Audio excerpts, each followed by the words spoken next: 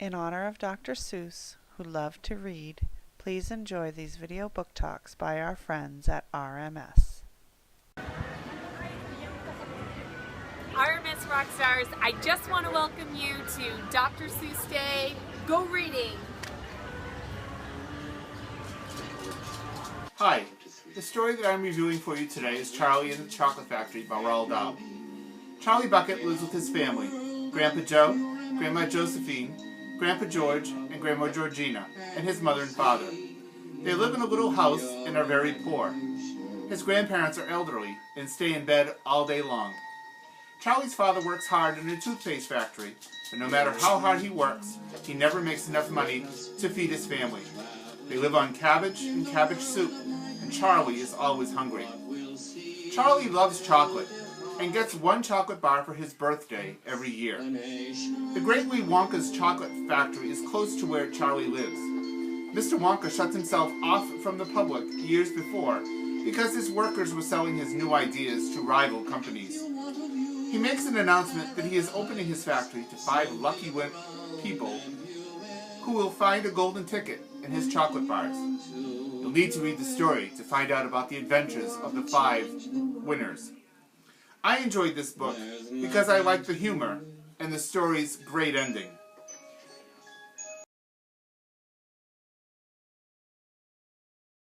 Hi, my name is Mrs. Pearson and I teach first grade here at Range Memorial School, and I'm here to tell you about some of my favorite books.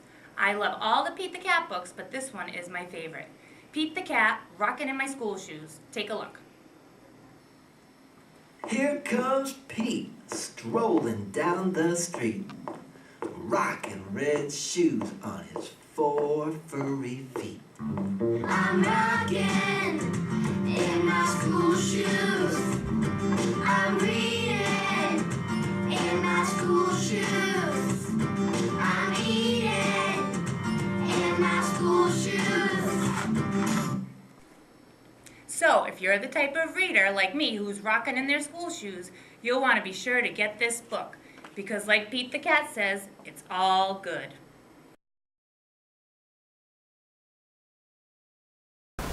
Hello, my name is Mrs. Bell, and I teach 4th grade here at RMS. Have you ever heard of a flying pig? Well, if you like animal stories, you will love the book Pigs Might Fly by Dick King Smith. The main character is Daggy Dogfoot, who is born the runt of the litter. If that's not bad enough, he had deformed feet. He miraculously survives and eventually becomes a hero to the people and animals on his farm. My favorite things about this book are the animal characters. Daggy's best friends are Felicity the duck and Isaac the otter. I'm going to read the part where Daggy meets Isaac. All of a sudden, a grinning, whiskering face popped up, opened a wide mouth to show a battery of sharp white teeth, and shouted right in Daggy's ear, "Isaac!" "Sorry, old pig," he spluttered. "Sorry if I scared you."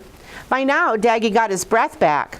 "I am not an old pig. I am a young pig. And I am not just a pig. I am a pedigree Gloucester Old Spots, and my name is Daggy Dogfoot." All of a sudden, Felicity splashed down between them. "Are you all right, Daggy?" said Felicity. "Who in the water is he?" said Daggy. And "Hello, old duck," said the otter. And then he dove beneath the surface. As the friends swam back and forth in the water, Daggy said, "Yes, I'm all right. Why wouldn't I be?" "Because that's an otter," said Felicity. "Great hunter. Kills anything and everything that swims. Never heard of it bothering a piglet, though. But just the same, stay away from him." "Well, he didn't hurt me," said Daggy. "He thought I was funny, but I don't know why." And then Felicity said to the otter, "What is your name, if I might ask?" "Isaac," said the otter. "And don't think it isn't 'cause it is. And my friends call me Ike. And don't say they don't 'cause they do." There was something very nice about the otter, despite his fearful fishy breath. Perhaps it was his cheerfulness. Perhaps it was the odd way he spoke. Or maybe it was the growing certainty that he was not an enemy to them that made the 2 friends warm up to him. Read Pigs Might Fly to see how Daggy saves the day. Can pigs really fly? Well, you'll have to read this book to find out. Good afternoon, RMS rock stars. This is Miss Picklingus, and welcome to my book talk. I am bringing it to you from Florida, Islands of Adventure at Universal. The book series that I'm talking about is the Harry Potter book series. If you love books that are about the epic adventure of good versus evil, you don't mind being a little bit scared, or enjoying some wonderful mysteries, then I encourage you to read the Harry Potter book series. I'm now going to dig in and eat some of my delicious jelly beans in every flavor. Thank you for watching my book talk. Hi, I'm Mrs. Heon, and I'd like to read a little part of my favorite book, Where the Red Fern Grows, by Wilson Rawls. One of the things I like about this book is about a main character, and his name's Billy, and he's from the Ozark Mountains, which is in Oklahoma, northern Oklahoma, and he wants to buy some hound dogs, and not any hound dogs that are good hunting dogs for raccoons. He calls them Old Dan and Little Ann, and I'd like to read you my favorite part. Here, he's taking them out hunting for the first time. This was what I had prayed for, worked and sweated for, my own little hounds bawling on the trail of a river coon. I don't know why I cried, but I did. While the tears rolled, I whooped again and again. They straightened the trail out and headed downriver. I took off after them as fast as I could run. A mile downstream, the coon pulled his first trick. I could tell by my dogs' voices that they had lost the trail. When I came to them, they were out on an old drift, sniffing around. The coon had pulled a simple trick. He had run out on the drift, leaped into the water, and crossed the river. To an experienced coonhound, the crude trick would have been nothing at all, but my dogs were just big, awkward pups trailing their first live coon. I stood and watched, wondering if they would remember the training I had given them. Now and then I would whoop, urging them on. Old Dan was having a fit. He whined and he bawled, he whimpered and he cried. He came to me and reared up, begging for help. I'm not gonna help you, I scolded, and you're not going to find him out on that drift. If you would just remember some of the training I gave you, you could find the trail. Now go find that coon. He ran back out on the drift and started searching. Little Ann came up to me. I could see the pleading in her warm gray eyes. I'm ashamed of you, little girl, I said. I thought you had more sense than this. If you let him fool you this easily, you'll never be a coon dog. She whined, turned, and trotted downstream to search again for the lost trail. I couldn't understand. Had all the training I had given them been useless? I knew if I waded the river, they would follow me. Once on the other side, it would be easy for them to find the trail. I didn't want it that way. I wanted them to figure it out by themselves. The more I thought about it, the more disgusted I got. I sat down and buried my face in my arms. Out on the drift, old Dan started whining. It made me angry, and I got up and scolded him again. I couldn't understand his actions. He was running along the edge of the drift, whimpering and staring down the river. I looked that way. I could see something swimming for the opposite shore. At first, I thought it was a muskrat. In the middle of the stream, there, the moonlight was brightest. I got a good look. It was little Ann. With a loud whoop, I told her how proud I was. My little girl had remembered her training. She came out on a gravel bar, shook the water from her body, and disappeared in the thick timber. Minutes later, she let me know she had found the trail. Before the tones of her voice had died out, old Dan plowed into the water. He was so eager to join her, I could hear him whining as he swam. To find out if they caught the raccoon, please read Where the Red Fern Grows by Wilson Rawls.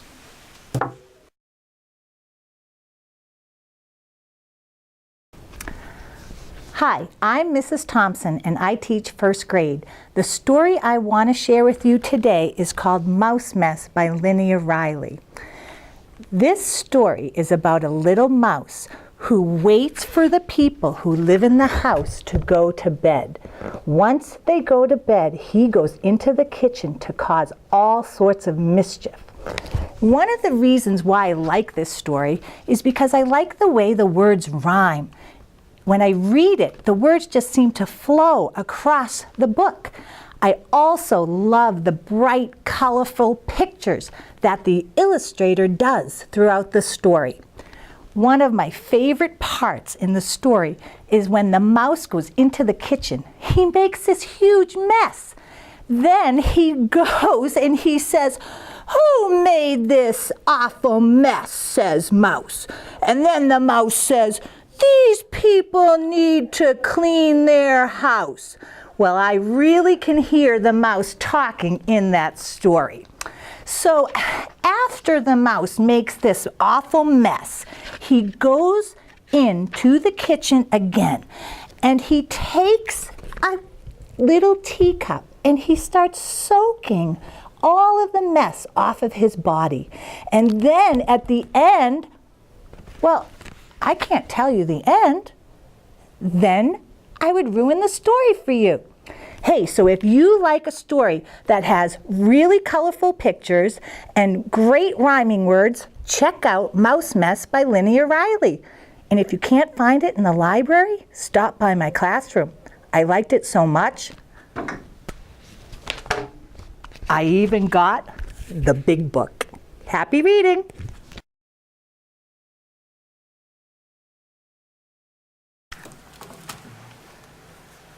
Oh, why, hello there!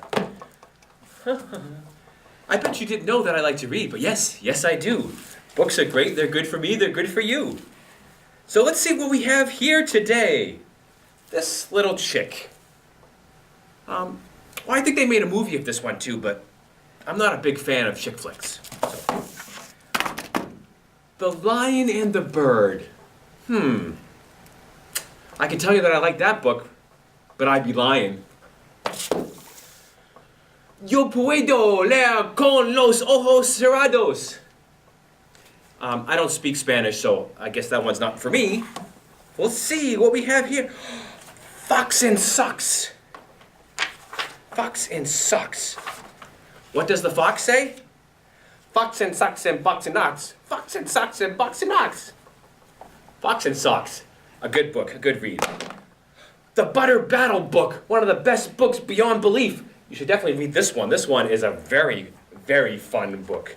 But my favorite, look at this one here. Must be because of the good-looking fellow on the front of the book. Lots of trouble in here.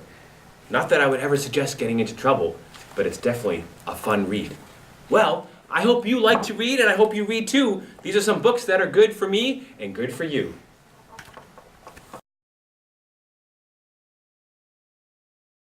Hi, I'm Senora Shaw, and I teach world languages or Spanish at Ridge Memorial School. And the book that I'm going to talk about today is called Paco and the Giant Chili Plant. If you look at it, it's a beautiful picture, and it reminds you of the story that we have in English of Jack and the Beanstalk. And it is written by Keith Polay, and it's illustrated by Elizabeth O. de Lima.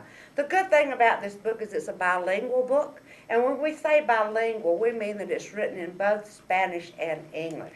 So listen to it and let's see what happens to Paco and the giant chili plant. "Paco," cried his mother, "we have no food. We have no money. Our pesos are gone. You take the cow to town right now and sell it." "But Mama," said Paco, "the vaca is all we have." "I know, my dear," said his mother, "but we have no choice. Now hurry, andale, andale." Paco harnessed la vaca and led it down the dusty road.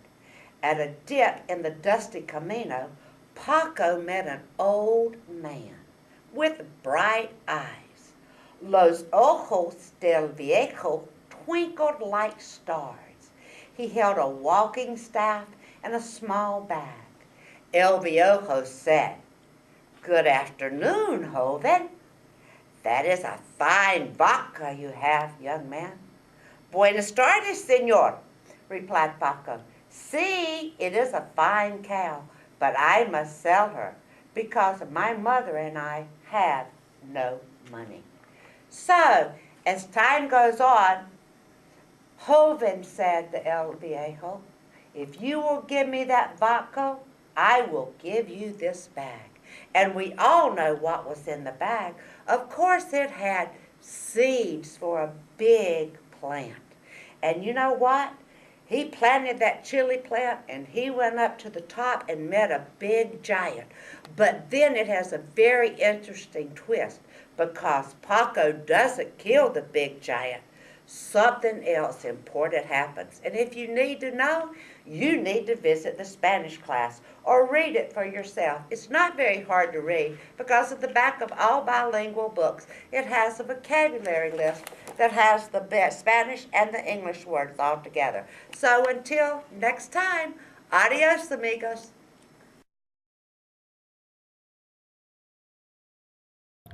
Hi, this is Miss Rainey, and I'm here to tell you about one of my favorite books, The BFG by Roald Dahl. It's a story of the BFG, which stands for the Big Friendly Giant, and Sophie, a little girl. Not all the giants in this story are friendly, however. Most of them are people-eating giants. Soon the blood bottler would be coming back, Sophie told herself, and he was bound to search the tabletop. But she couldn't possibly jump off the table. It was 12 feet high. She'd break a leg. The snozzcumber, although it was as thick as a perambulator, was not going to hide her if the blood bottler picked it up. She examined the chewed-off end. It had large seeds in the middle, each one as big as a melon. They were embedded in soft, slimy stuff. Taking care to stay out of sight, Sophie reached forward and scooped away half a dozen of these seeds. This left a hole in the middle of the snozzcumber, large enough for her to crouch in, so long as she rolled herself up into a ball. She crawled into it. It was wet and slimy hiding place, but what did it matter if it was going to save her from being eaten? The blood bottler and the BFG were coming back towards the table now. The BFG was nearly fainting with fear. Any moment, he was telling himself, Sophie would be discovered and eaten. Suddenly, the blood bottler grabbed the half-eaten snozzcumber. The BFG stared at the bare table. Sophie, where is you? He thought desperately. You cannot be possibly jumping off that high table, so where is you hiding, Sophie? So this is the filthsome, rotsome glubbage you is eating, boomed the blood bottler, holding up the partly eaten snozzcumber. You must be cockles to be guzzling such rub squash. For a moment, the blood bottler seemed to have forgotten about his search for Sophie. The BFG decided to lead him further off the track. That is the scrumptiddlyumptious snozzcumber, he said. I is guzzling it gleefully every night and day. Is you never trying a snozzcumber, blood bottler? Human beings is juicier, the blood bottler said. You is talking rommy-tot, the BFG, growing braver by the second. He was thinking that if only he could get the blood bottler to take one bite of the repulsive vegetable, the foulness of its flavor would send him bellowing out of the cave. I is happy to let you sample it, the BFG went on, but please, when you see how truly glumptious it is, do not be guzzling the whole thing. Leave me a little snitch it for my supper. The blood bottler stared suspiciously with small piggy eyes at the snozzcumber. You was not switch fiddling me, is you? Said the blood bottler. Never, cried the BFG passionately. Take a bite, and I am positive you will be shouting out, oh, how scrumptiddlyumptious this wonder veg is. The BFD could see the greedy blood bottler's mouth beginning to water more than ever at the prospect of extra food. Vegetables is very good for you, he went on. It is not healthsome always to be eating meaty things.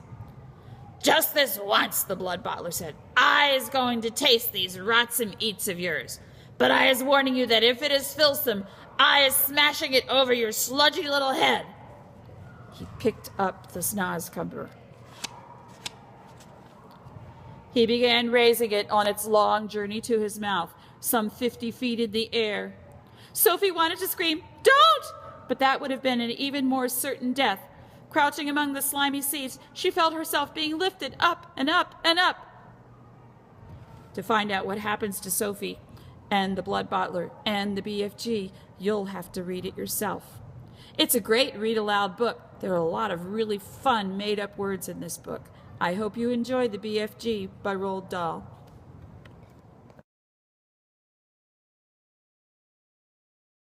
Hi, I'm Haley. I'm Francesca. I'm Brooke. I'm Brock. I'm Dean. And I'm Luke. We just finished reading The Chocolate Touch by Patrick Skeen Catling. This book is about a boy named John Midas who loved chocolate. One day, John found a strange old coin that had his initials on one side and a picture of a fat boy on the other side. He used the coin to buy a box of chocolates. But there was only one chocolate in the box. When John ate the chocolate, it gave him the chocolate touch. Everything he put into his mouth turned to chocolate. We don't want to tell you any more and ruin the story, but many surprising things happen.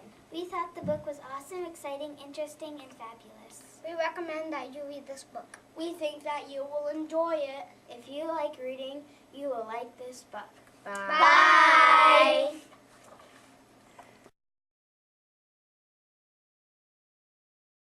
Love to read. As a storyteller, I like stories, but I especially like biographies. The stories, the true stories of people's lives. Might be somebody famous, like Muhammad Ali, one of my heroes. But it might be someone that you haven't heard of, who's not so famous, like Maddie Knight.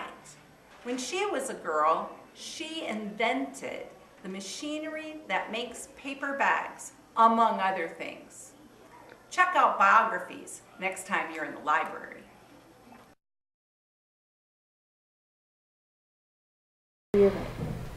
Hi, I'm Mrs. Croto, and my favorite book is Dealing with Dragons by Patricia Reed. My book is about a girl named Cimarine, who just happens to be a princess. But she's not an ordinary princess. She has a beautiful face, but in princess standards, she's too tall, too stubborn, and she finds being a princess unbearably dull. After her father, the king, tells her she can no longer continue her cooking lessons, magic lessons, and sword fighting lessons, Cimarine decides to run away and become an assistant to a powerful dragon named Kazul. Although many princes try to save her from her new wonderful job, Cimarine actually helps the dragon world find a new king of the dragons. I love this book because Cimarine is not an ordinary girl, and she proves to people that being different can be a great thing. Want to find more out about Cimarine and her living in the dragon world? Read Dealing with Dragons by Patricia Reed.